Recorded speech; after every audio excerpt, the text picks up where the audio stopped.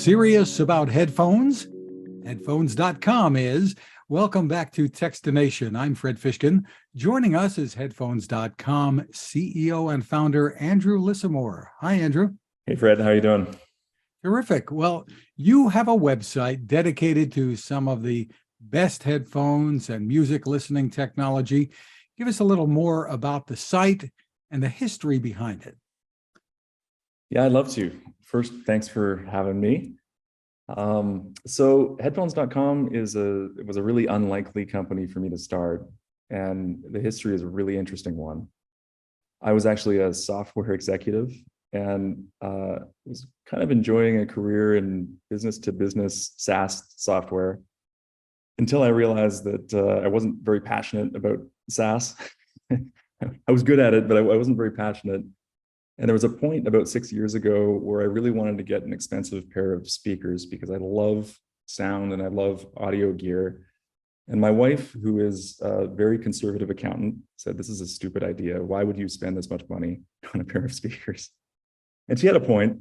And so I thought, how can I get these speakers and not anger my wife?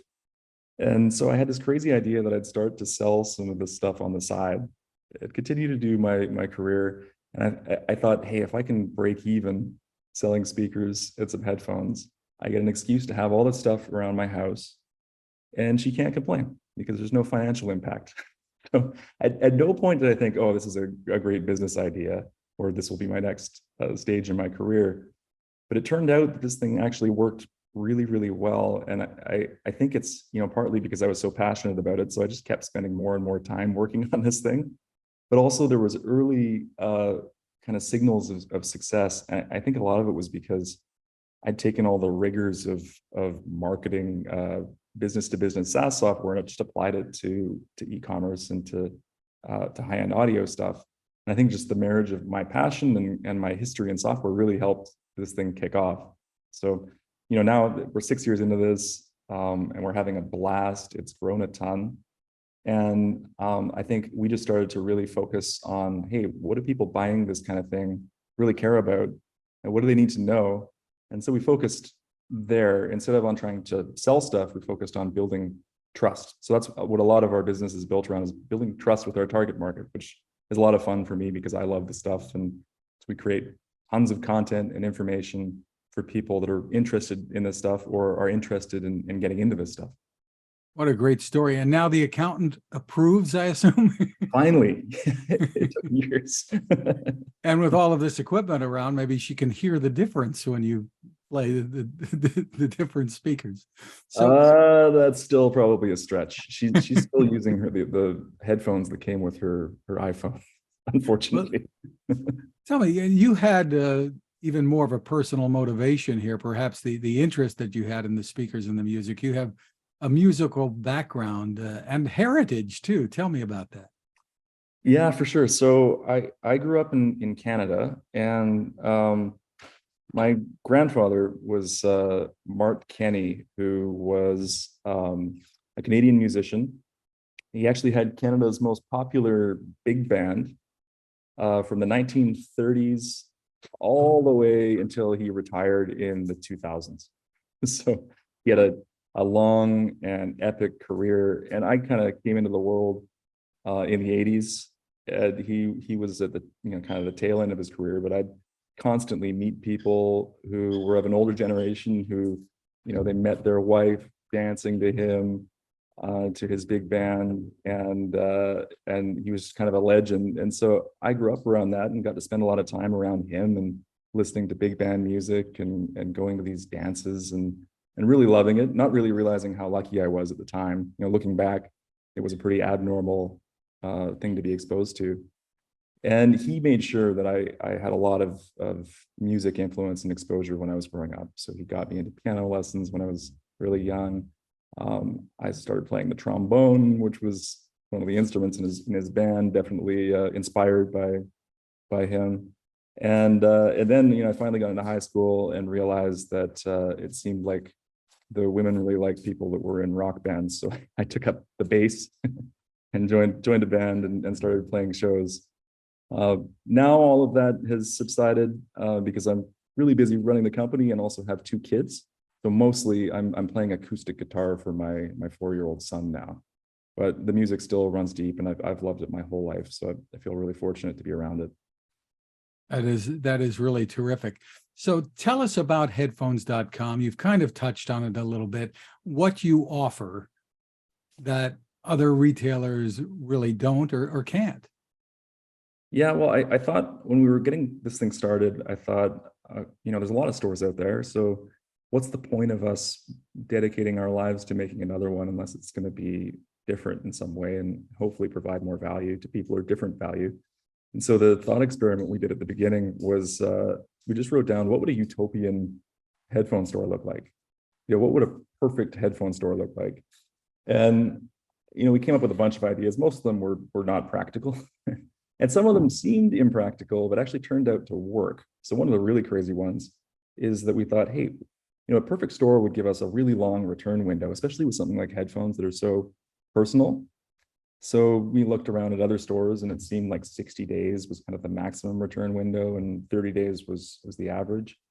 We thought, what if we did a year? What if we gave people a full year to spend time with their new product and get to know it? And even though we didn't necessarily want someone to take a year to figure out if they like the thing or not, we thought it'd be a really good way for people to just be able to relax and get to experience their new product and see if it was really a good fit or not.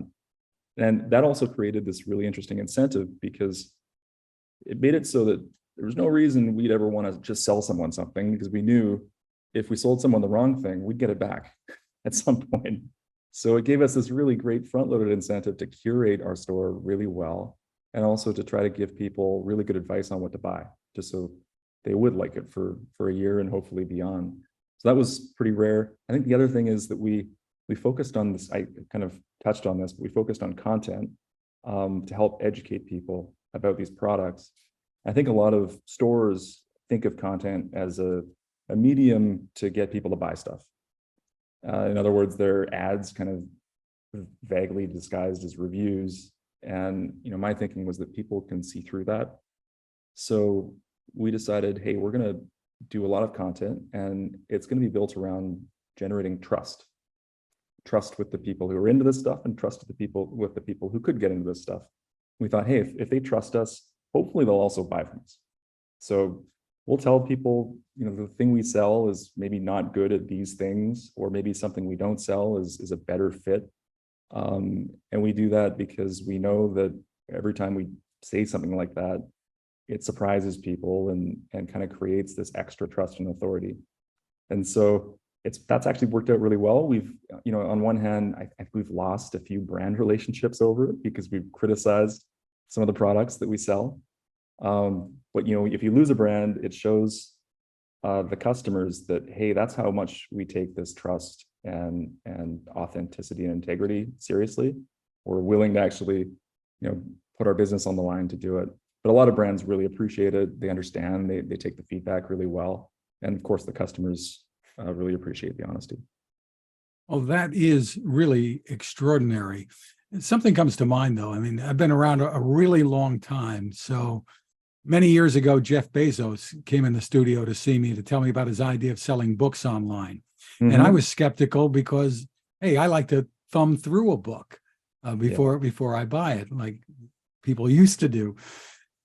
It would seem to me that most people, if they're going to buy headphones, would want to put them on and listen with them. But you're able to overcome that because of this return policy, or tell me about it. Partly. I mean, it's funny that you brought up Jeff Bezos, because he was one of the first people to put negative reviews about the stuff he sells online. And I remember he had a lot of trouble with the 3 book distributors he was dealing with, because he was allowing customers to put up negative reviews. And, obviously those book distributors wouldn't be complaining anymore about the volume Amazon is doing. It turned out to be the right strategy. And I think that kind of normalized to some extent what we're doing.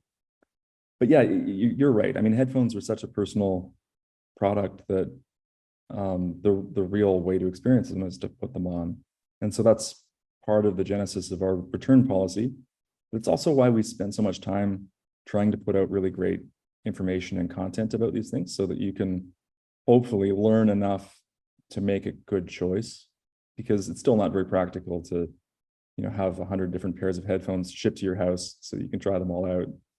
But I think it's really convenient to be able to do research at your own leisure, figure out what questions you need answered, and hopefully we have those answers for you, and maybe narrow it down to 1, 2, or 3 pairs of headphones, and you get to give them a try, and then find the one that really works for you. So yeah, I think there's always gonna be a space for brick and mortar stores that are great venues for you to be able to go and try things out and even buy from. But I also think it's nice to be able to sit comfortably in your home and browse and shop. And maybe if you're not somewhere that's in a major center where you're close to a specialized headphone store, it's really nice to have an option like this. And also, we have such a large catalog of really high-end products that would be pretty impractical for a brick and mortar store to be carrying. So, your trade-offs. I think, it's nice to be able to pick something up and experience it, but it's also nice to have maximum options and maximum information about the things you're buying. So we've done our best to try to make as much of the brick and mortar, the in-person shopping experience, and bring as much as we can to the digital world, but also there's unique advantages to the digital world that we're also taking advantage of to try to make a richer shopping experience. Well, these are personal choices, and I don't want to put you on the spot, but is there anything that's a really big hit this holiday season that people might want to take a look at? Yes, absolutely. So for the first time in my headphone career, there's a product that I can now recommend to my parents and to people who have not really been into this stuff, but can give them a glimpse of what the high-end audio world is really like without requiring a ton of friction or effort. So one of my favorite companies is a French company called Focal. It's spelled like focal, so Focal. And they're legendary for making incredible speakers and car audio systems. And they entered the headphone world in the high-end space in 2016, making some of the world's most renowned headphones. But these things cost upwards of $4,000, $5,000. And I wouldn't really recommend that people spend that much unless they have that much to spend on headphones. And then if you do, that's what I'd buy. But they've actually released a wireless Bluetooth noise canceling headphone. It was released just, I think it was October 4th. So it's brand new to the market. And to me, it's the first real high-end, hi-fi headphone that you can just take with you portably and put on without needing an amp or a bunch of extra gear to go with it. So it's a practical headphone. It looks beautiful, incredible industrial design. It's called the Batisse. And I think a lot of North Americans are gonna just read the spelling and think it's the Bathys, it's Bathys, but the French pronunciation is Batisse. So the Focal Batisse this holidays is definitely my recommendation to friends and family, and we're already selling tons of them as gifts. So I definitely recommend checking that out. Terrific. And what if the person that you're buying for maybe already has a very good pair of headphones, and I guess we use the word audiophile. I guess you hear that a lot. Maybe it's overworked. Mm-hmm. But what might some other gift suggestions be for that kind of person? Well, it depends on how well you know them, and if you know what headphones they have. I think if they've got a nice pair of headphones, it's likely to have removable pads. And it's always nice to get them a replacement pair of pads. Or if you know what the cable is on that headphone, or you can find it out, getting them a really nice cable. And there's a whole school of thought about whether cables make a difference with the sound, and I'm not going to get into that discussion, but when it comes to ergonomics and how they look, a nice cable can go a long way. The universal gift that I think is really underrated is a headphone stand.